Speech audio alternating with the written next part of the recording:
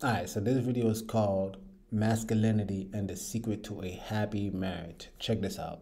And I was noticing that all of these soldiers were marrying all of these Japanese girls. And, like, I love black women. I don't have any, I just love black women. Preface yourself. And so, just a preface. And so, for me, I was like, I'm a curious person. I'm like, why are these Japanese girls? I want to know. And what I had conversations with a few of them, what they told me is there's no pressure. Like, we drive a Geo. We got an apartment, and she happy with me. I mean, she's doing all those things that we want in a wife. Like, she's doing those things. All I need to do is come home and spend time with my family. There's no pressure to have this. There's no pressure to have that. And so for them, I can be a provider without somebody thinking I'm not providing enough.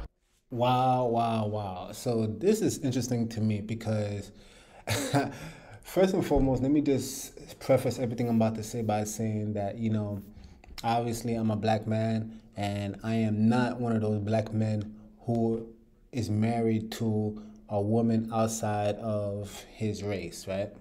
Not that I'm opposed to it, you get what I'm saying? So let me make that clear too, but I just happen to be married to a black woman.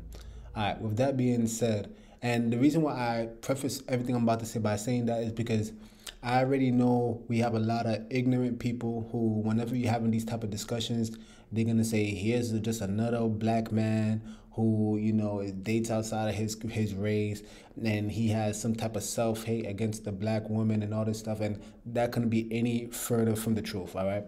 But with that being said, I think this video is raising something that is very interesting. What is it about this whole movement? I've heard about the Passport Brothers and they dating women outside of the U.S. But here you have now this man, I believe his name is Dr. Bobby Price, and he's talking about how these soldiers are dating Japanese women. So what is it exactly about these women? And, I've heard many reasons throughout the years, these women outside of the West are more submissive, they're more, feminine, they're more fit, the three F's, right? I've heard all these things, and yet this is the first time I've actually seen somebody break it down in this fashion, where it says that there is no pressure. I would like to actually have a very intelligent conversation. Speak to me, y'all. Both men and women. Men, are you receiving? Do you feel like you receiving an unnecessary pressure to actually be a man? These are the kind of questions I actually genuinely would like to know. And women, do you feel that you require things of your man that perhaps other women outside of the U.S. aren't requiring?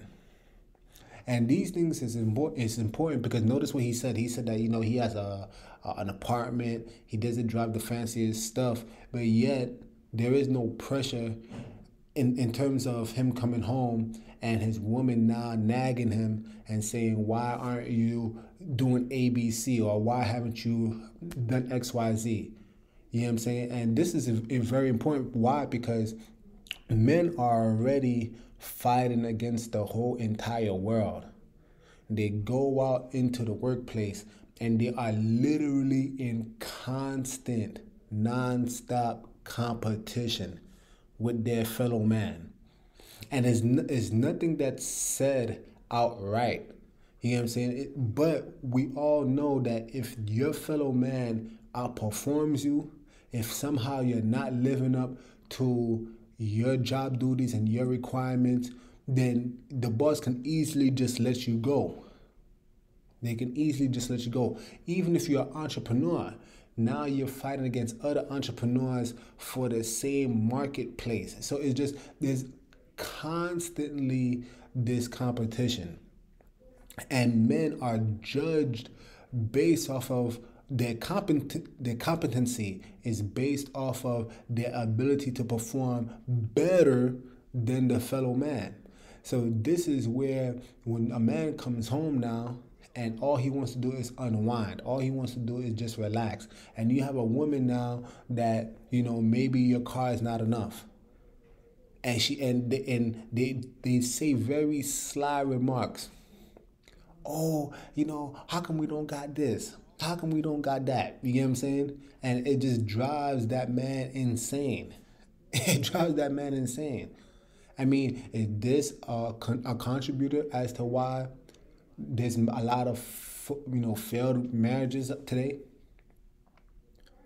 You see, now notice the title was called Masculinity and the Secret to a Happy Marriage. Is the happy marriage Does a happy marriage come from trying to constantly please the woman? I'm gonna just let y'all know right now, that's an emphatic no. That's not ever. This whole idea, happy wife, happy life, that's the biggest piece of bullshit I ever heard in my life. It's never that way. It's never that way. And society is trying to make it seem as if the man has to constantly cater to the woman. But here's one thing you got to understand. They will never be satisfied. And so here you have you as a man, the simp. He goes constantly, his whole life is revolved around the woman, and that's the order is off. This is the reason why, in this channel, I always like to stick to the Bible, because this is the proper order. It's the Most High, God, Jesus, right? The man, the woman, then the children. When it's focused on the man, that's going to be the key to a successful marriage, a happy marriage. But the focus is shifted off the man. How does it look like? Now, mind you, I'm not talking about in situations where both parties are working, right? Because that was not even the scenario that the man brought up. He brought up a scenario where the man is going to work and he comes back to his wife. So that's more of a traditional mindset. But what does it look like if a man is going out, carving out a living for his family, and now he has to come home to a woman that now he has to constantly appease for what? That woman should be grateful that he's actually going outside and actually carving out a living, putting a roof and providing for her and the children. She should be happy with that. But now you're going to come home, and how come we don't got this type of house? And why we don't drive this type of car? And why we don't got... It's not going to work. It's not going to work. It's crazy because I remember in the Bible, right? You had King David, and you had Michal, which was Saul, right? Saul's daughter.